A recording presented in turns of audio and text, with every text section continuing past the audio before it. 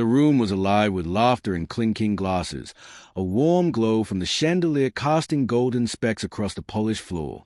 Then she spoke, clear and loud enough to cut through the buzz of conversation. "I think it's time we consider an open marriage."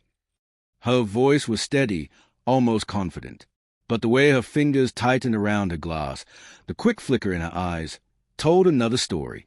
The word slammed into me like a punch I didn't see coming. I blinked, trying to mask the shock swirling in my chest, but the room tilted. My mind scrambled to catch up. Open marriage? After 10 years? After promises made in hushed bedrooms and whispered vows? I forced a laugh, the kind you use when you don't want to cry. "That's unexpected." She smiled, but it didn't reach her eyes. "It's about freedom, trust, growth." And then I saw it, Ryan, our longtime friend, standing across the room, watching her. Not casually, not like he usually did when greeting friends. No, this was different. His eyes held something raw, interest, admiration, something dangerously close to desire. We had invited Ryan and a handful of close friends to celebrate my promotion. The evening started with easy chatter, old jokes, and the smell of grilled lamb and rosemary filling the air. My wife, Claire, was radiant, her laughter ringing out like a bell, lighting up corners of the room. But beneath that brightness, I sensed a shadow.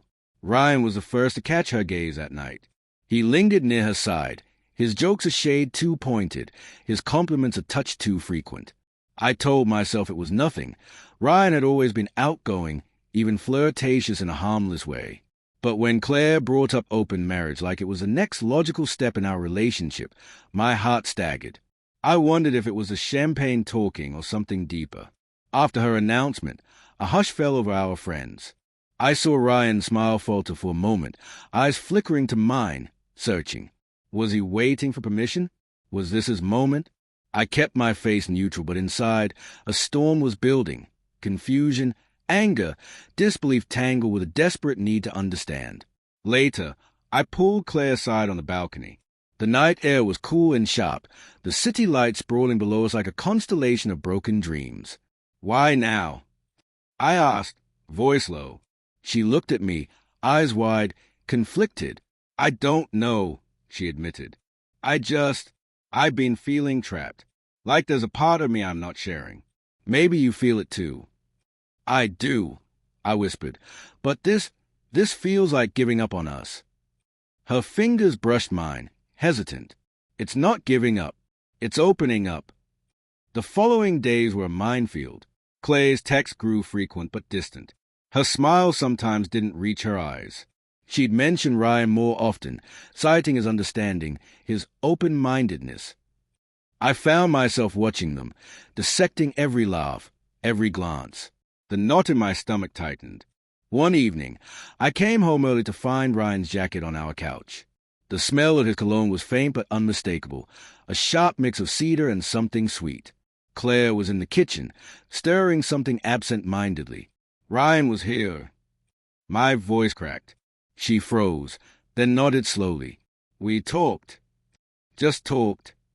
Her eyes lowered, shadows gathering. "Yes, just talked."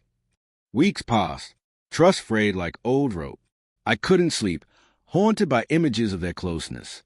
One night, I followed Claire after she said she was meeting Ryan for coffee. They sat close at a quiet cafe, voices low, faces illuminated by the amber street lights. I watched them from across the street, heart breaking in slow motion. Ryan reached for her hand. Her smile faltered for a second, then softened. The confrontation was inevitable. Back at home, the air heavy with unspoken truths, I finally asked the question I'd been avoiding. "Are you seeing him?" Clay's breath caught. "I thought you knew." "I don't want to lose you," I said, voice shaking. She looked torn, pain flickering in her eyes. "I'm scared too, but I needed to be honest with you and with myself." That night, we lay side by side, worlds apart. I thought about the promises, the memories, the love that felt like it might shatter. But I also thought about the courage it took for her to speak the truth, even when it risked breaking everything. I didn't know if we'd survive this. Open doors could bring freedom or destruction. But I realized something crucial. Love wasn't always about possession. Sometimes it was about letting go, even when your heart screamed to hold on. Dramatic twist. A week later, I found a note tucked inside her journal. I didn't just tell you about the open marriage because of Ryan. It's because I'm afraid I'm falling for someone else entirely, someone I haven't even met yet. The words burned deep. The betrayal wasn't just about him.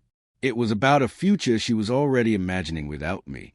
The rain began tapping softly against the window, as if mourning with me, and I knew, in that moment, that some love stories end not with a bang, but with a whispered goodbye.